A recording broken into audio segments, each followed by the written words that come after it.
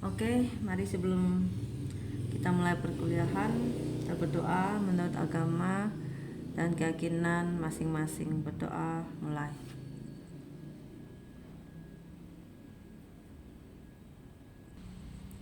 Doa selesai. Oke. Siang ini yang ngontrak kosmetik ada 2, 4, 6, 8, 10, 12 dikurangi saya dengan Ibu Rizka berarti ada 10 orang, tapi dalam grup sepertinya harusnya 12 orang. Oke. Saya screenshot saja yang hadir dulu. Sebelumnya coba open dulu kameranya supaya Ibu bisa lihat dulu wajah-wajahnya nih. Yang ambil siapa? Hana, Apri. Oh, Apri ada di apotik ya. Terus, ini Ibu baru pulang dari kampus Ibu. Oh, baru pulang dari kampus. Oke. Kurnia, Teresa, Abdul. Oke.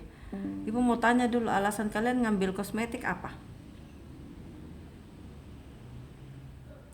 Alasan kalian mengontrak mata kuliah pilihan kosmetik karena apa? Karena kalau misalnya nanti ke depan kalau kalian menganggap bahwa itu nanti sepertinya nggak membantu skripsi kalian misalnya, gitu kan. Kayak Ibu dulu, Ibu kontrak kosmetik karena Ibu rencananya itu memang mau membuat sediaan kosmetik ya untuk rambut waktu itu. Jadi mata kuliah pilihan yang ditawarkan ini adalah untuk membantu mahasiswa ya ketika melakukan penelitian sudah ada basic, sudah ada dasar sebelum melakukan penelitian. Jadi ada mata kuliah yang bisa membantu Anda ketika nanti Anda mau melakukan penelitian itu sudah nggak bingung-bingung lagi gitu loh. Kalau memang mata kuliah ini adalah tujuan kalian untuk nanti kalian mau skripsi tentang kosmetik, misalnya Ibu kayak si Neti 2018, kalau kalian tahu kakak Neti Sunari 2018 itu kan penelitian dia tentang blush on, kalau nggak salah blush on ya, blush on terus dibuat dari buah merah ya, dari pasta buah merah dia buat blush on. Nah itu sehingga dia kemarin tuh ngambil mata kuliah pilihan kosmetologi untuk mendukung penelitiannya dia gitu. Jadi kalau kita mengambil mata kuliah ini kita harus tahu tujuannya apa, apakah nanti bermanfaat atau enggak gitu loh buat kalian gitu. Makanya Ibu tanya dulu dari awal, kalian ngambil mata kuliah ini adakah tujuan kalian nanti di skripsi kalian mau ngambil tentang kosmetik, entah itu lipstick, entah itu blush on, entah itu sabun, yaitu entah itu deodoran, obat kumur, yaitu apalagi pasta gigi, itu kan kosmetik ya, semuanya itu bahan-bahan kosmetik. Sabun mandi itu bahan-bahan kosmetik semua gitu. Jadi kalau kalian rencananya mau ngambil skripsi tentang itu ya sudah pas gitu loh kalian ngambil mata kuliah pilihan ini gitu. Atau tiba-tiba ada yang berubah pikiran? Ada yang berubah pikiran? Tidak? Sudah pasti ya ngambil ini ya? Iya, sudah pasti ngambil ini. Oke. Ya, tidak ada yang berubah pikiran lagi, sudah pasti ngambil ini. Sebentar ya, Ibu share dulu RPS-nya apa. Kelihatan nggak di jendela? Mana jendelanya nih? Oh, belum terlihat. Sebentar ya. Oke.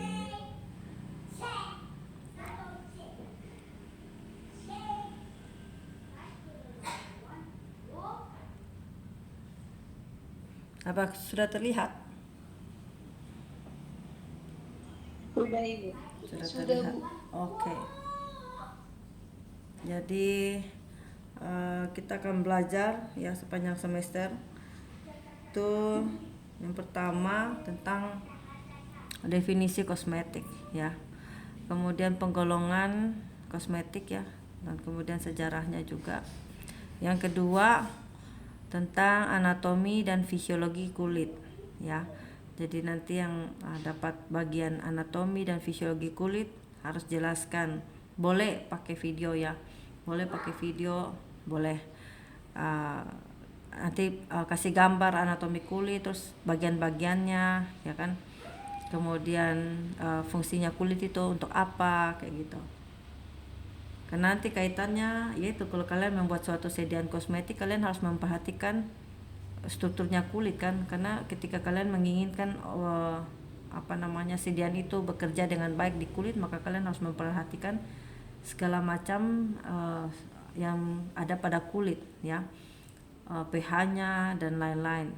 Apalagi kulit-kulit yang sensitif itu kan bisa menyebabkan iritasi ya kan, jadi ada hal-hal yang harus kita perhatikan.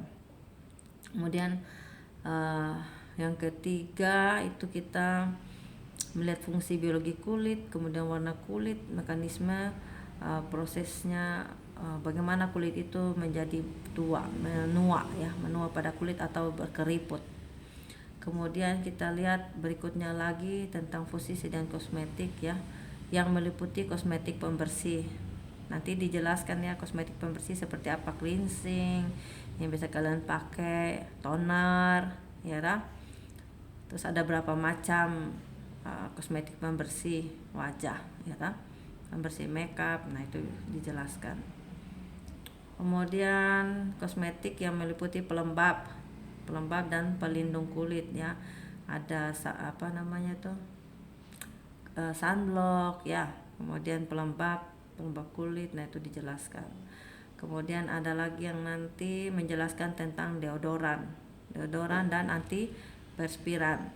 Kemudian ada yang menjelaskan tentang kosmetik dekoratif serta kosmetik medik untuk kulit ya. Jadi untuk pengobatan medik ini kan untuk mengobati ya, misalnya jerawat ya, krim-krim anti jerawat gitu ya, flek. Kemudian ada lagi yang menjelaskan tentang rambut dan kuku ya, meliputi anatomi dan fisiologinya. Kemudian sepertinya dua ini akan gabung deh, temannya rambut dan kuku. Kemudian yang satunya menjelaskan sediaan-sediaannya, yang untuk rambut apa, sampo yaitu kondisioner, kemudian pewarna rambut ya toh, dan lain sebagainya. Kuku juga gitu, nanti ada temannya yang jelaskan untuk kosmetik kuku apa aja. Kemudian nextnya akan dilakukan gimana sih cara kita menganalisa suatu sediaan kosmetik itu ya, menganalisa yang baik dan benar ya tentunya. Nanti ibu kasih bukunya, kalian bisa cari ya di buku apa aja untuk kosmetik ini. Kemudian berikutnya lagi mengevaluasi bagaimana cara mengontrol kualitas ya, mengontrol kualitas sediaan kosmetik. Kemudian bagaimana atau menganalisis faktor-faktor yang berkaitan ya dengan sediaan kosmetik ya, terutama alergi pada saat memakai suatu sediaan kosmetik ya. Bagaimana kita harus melakukan analisis ya terhadap hal-hal tersebut. Kemudian nextnya lagi kita melihat berbagai macam permasalahan ya sediaan kosmetik ya secara mikrobiologis ya. Kemudian yang terakhir kita menganalisis berbagai permasalahan kosmetik ya, meliputi bahan-bahan pengawet apa sih yang boleh untuk kosmetik ya, serta tes keamanan untuk kosmetik itu apa. Itu kira-kira LPS kita sepanjang 1 semester. Apakah sampai di sini ada pertanyaan? Sudah jelas ya? Sudah jelas? Oke. Oke, selanjutnya saya lanjut dulu ya ke materi kosmetik ya. Jadi secara umum sih ya. Nanti Ibu jelaskannya secara umum, nanti baru kita masuk ke masing-masing ke masing-masing macam-macam sediaannya tadi itu. Sebentar ya, Ibu share dulu PPT-nya. Oke. Sudah terlihat kah? Sudah, Bu. Oke. Ibu. Oke, terima kasih. Oke. Apakah ini terlihat ya? Slide kedua sudah terlihat? Sudah, Bu. Sudah. Kalau tidak terlihat nanti disampaikan ya. Oke. Jadi kita tahu bahwa kosmetik ini kan udah lama banget ya digunakan, bahkan sejak zaman Firaun dulu ya. Istri Firaun, Cleopatra itu udah memakai berbagai macam bahan alam ya untuk kecantikan ya, untuk ramuan-ramuan untuk mumi ya, mengawetkan jenazah ya. Jadi sudah lama banget kosmetik ini digunakan ya, sejak zaman Firaun dulu. Jadi hari ini kita belajar sejarahnya gimana, dan definisinya, terus apa itu kosmetik medicated untuk pengobatan ya, dan apa tujuan dan fungsi dari kosmetik yang digunakan untuk rambut. Oke, jadi pada zaman dulu ya, perkembangan kosmetik itu pada abad ke-5 sampai dengan ke-7 sebelum Masehi ya, di Mesir yang tadi Bu sudah bilang tuh, Cleopatra itu kan udah gunakan segala macam ramuan-ramuan tradisional ya untuk mempercantik dirinya, mengharumkan badannya ya kan, berbagai macam minyak-minyak dari tanaman-tanaman, kemudian dari minyak zaitun, minyak narwastu, minyak-minyak dari tanaman dan buah-buah yang ada di zaman itu ya, digunakan untuk kosmetik ya gitu. Jadi dan juga di sana tuh digunakan untuk ritual keagamaan ya, di Mesir sana. Kemudian kalau di India itu kebanyakan digunakan untuk pengobatan ya, digunakan dalam bentuk salep, kemudian minyak ya toh, kemudian pembalseman mayat ya, kemudian pembakaran kemenyan dan lain-lain. Kalau di Yunani penggunaan kosmetik itu untuk kesehatan dan kecantikan ya. Jadi Hippocrates adalah bapak ilmu pengobatan yang memisahkan ya agama dengan tahayul. Kemudian berkembang lagi sampai abad ke-47 sebelum Masehi. Itu Julius Caesar, seorang ahli pembuat kosmetik ya, dan dia yang menemukan bagaimana cara menggunakan kosmetik yang baik. Oke. Kemudian pada abad 37 sebelum Masehi itu ada pemisahan ya. Kosmetik ada yang digunakan untuk ilmu kedokteran dan ilmu pengetahuan. Kemudian yang kedua adalah kosmetik yang dikaitkan dengan mode ya, untuk mempercantik diri. Oke. Untuk mempercantik. Oke, jadi kosmetika ini berasal dari kata kosmetikos ya, yang berarti keahlian dalam menghias ya. Definisi kosmetik adalah bahan ya atau campuran bahan untuk digosokkan, kemudian dilekatkan ya, kemudian dituangkan atau dipercikan ya. Kalau kalian biasanya kalau zaman dulu tuh belum ada spray ya, belum ada saya ingat dulu tuh zamannya, entahlah mungkin karena kami di kampung ya, jadi kalau kami mau pakai parfum itu, kalau belum ada botol semprot itu kan kami percikan gitu loh. Jadi tuh taruh di tangan gitu, baru diciprat-cipratin gitu ya di baju gitu. Jadi zaman kami tuh kan belum ada botol-botol spray gitu, jadi kami makainya begitu, ada parfum gitu ya udah kasih di tangan gitu, udah diciprat-cipratin aja ya, atau disemprotkan pada badan atau pada daerah yang mau disemprotkan gitu ya. Kemudian dimasukkan ke dalam, dipergunakan pada bahan atau bagian badan manusia dengan maksud membersihkan ya, kemudian memelihara, menambah daya tarik, kemudian mengubah rupa, dan ingat ya, tidak termasuk golongan obat. Jadi harus bisa dibedakan ya kosmetik ya. Kosmetik itu tidak termasuk golongan obat.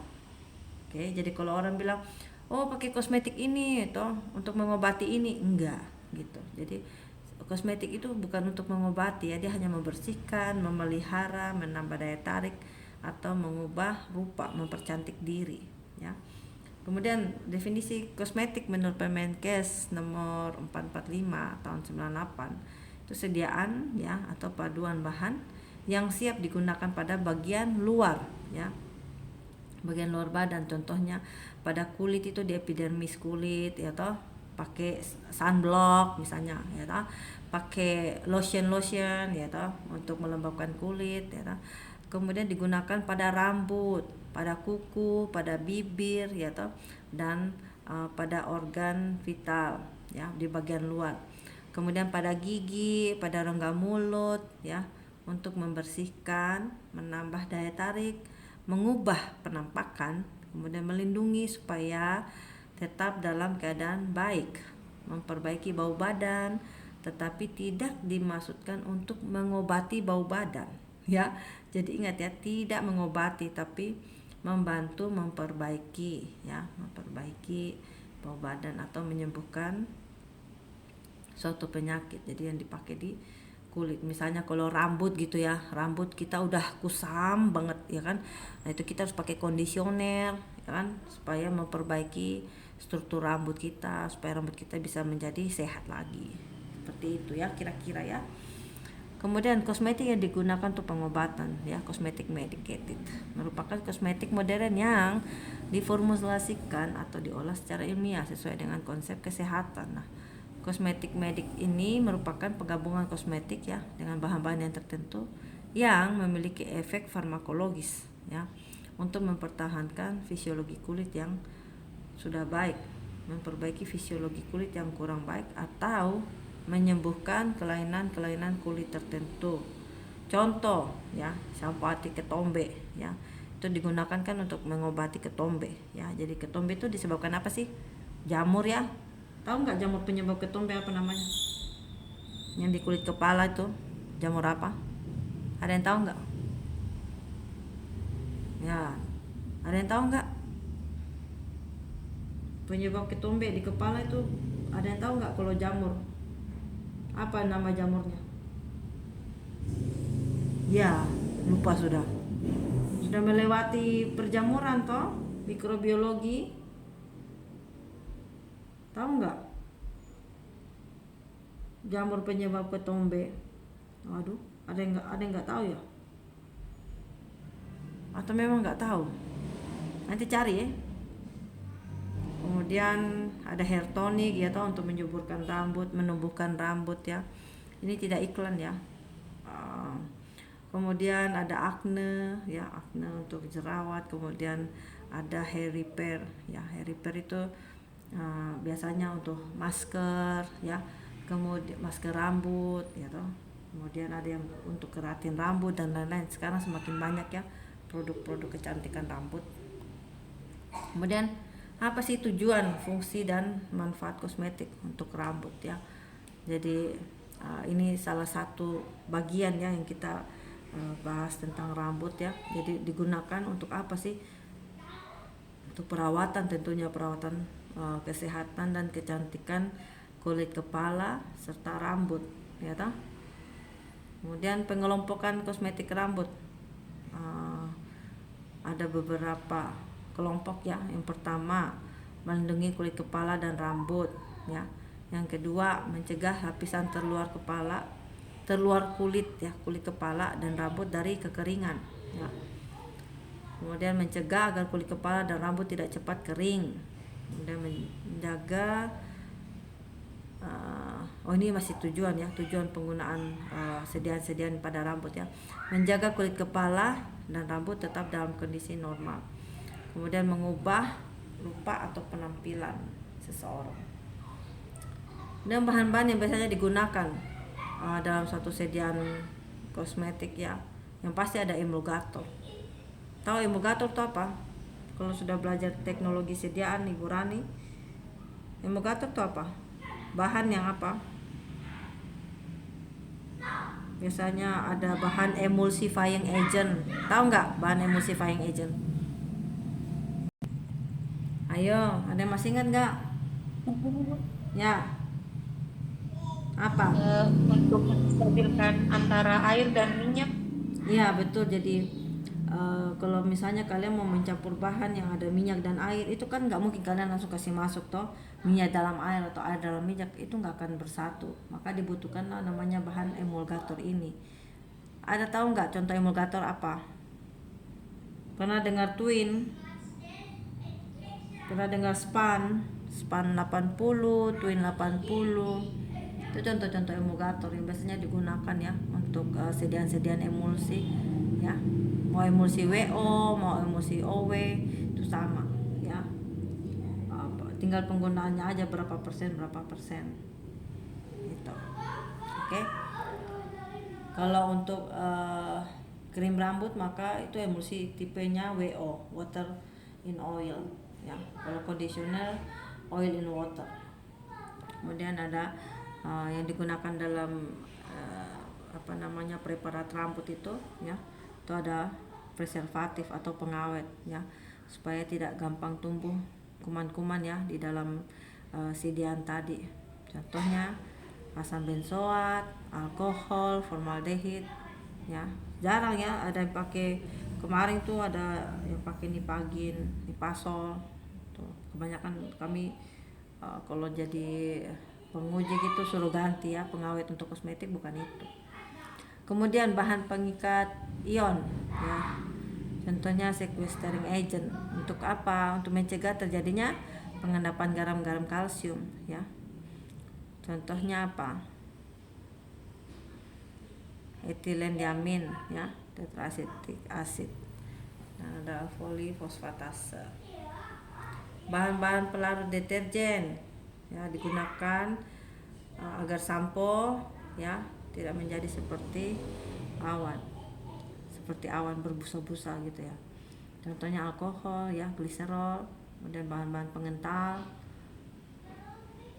contohnya gums ya, metil selulosa untuk penstabil busa, contohnya amida asam lemak ya. Kemudian antiseptik biasanya ditambahkan ya untuk sampo yang dimaksudkan untuk bebas kuman, maksudnya untuk kayak sampo Lifebuoy nah, kayak gitu ya toh. Tidak endorse ya, tapi beberapa produk sampo itu ya, biasanya kan kalau aktivitas tinggi di luar itu kan biasanya banyak kuman nempel di rambut. Nah itu biasanya dipakai sampo antiseptik.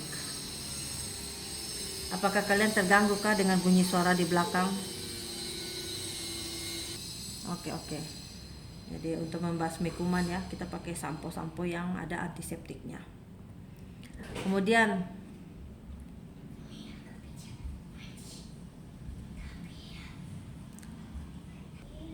kita lanjut manfaat kosmetik ya. Manfaat kosmetik kulit kepala dan rambut ya, untuk membersihkan kulit tubuh ya, kulit kepala maupun rambut, memberikan kelembaban. Kemudian mencegah terjadinya perubahan pada kulit ya, berjamur yang tadi ya, berketombe tadi, mengelupas, bersisik. Kemudian memberikan ketahanan dan kerapian pada penataan rambut. Kemudian ada yang dimaksudkan untuk menyuburkan rambut, ada yang dimaksudkan untuk menghindari beberapa gangguan kulit kepala seperti gatal ya, gatal pada kulit kepala kan sekarang ada ya sampo-sampo yang anti gatal ya. Kemudian memberikan kilau pada rambut ya. Kemudian memberikan membantu ya dalam membentuk dan menata rambut dari seseorang. Itu kira-kira kosmetik pada rambut dan kulit. Kalau dari penjelasan ini apakah sudah ada gambaran ya? Jadi ternyata produk-produk yang ada ya selama ini yang kita pakai seluruh badan ini ya, kita pakai dari kepala ya sampai kaki, itu ternyata produk kosmetik semua, iya enggak sih? Mulai dari sampo ya, habis pakai sampo, pakai kondisioner, habis pakai kondisioner kita pakai apa namanya tuh, hair tonic ya, habis pakai hair tonic terus kita kasih vitamin rambut, itu kan semua sediaan kosmetik ya kan. Habis itu turun lagi ke wajah, pakai bedak itu kosmetik juga, lipstick ya atau kosmetik, blush on, alis mata, kemudian apalagi pelembab muka apa segala macam, terus lotion di badan ya, atau pakai deodoran, pakai apalagi sabun, sampo ya toh, sampai kaki, sampai ujung kaki pakai apa kuku teks itu, Kitex ya, itu kan juga kosmetik ya untuk mempercantik. Jadi semua yang kita pakai seluruh bahan ternyata kosmetik ya. Dan memang zaman now itu kayaknya ya tidak pernah habis deh masanya kosmetik ini.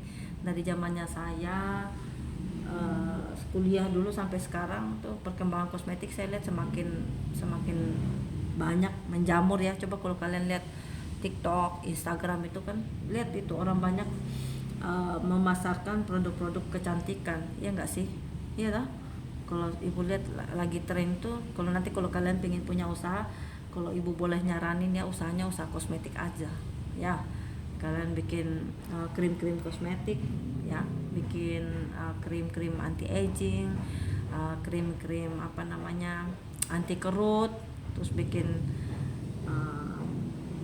yaitu mencerahkan wajah ya, krim-krim pencerah wajah, kalian bikin macam-macam lah untuk kosmetik kulit, dan turunan-turunannya itu ibu lihat tidak ada habisnya, artinya tidak pernah lekang dimakan waktu kan. Sepanjang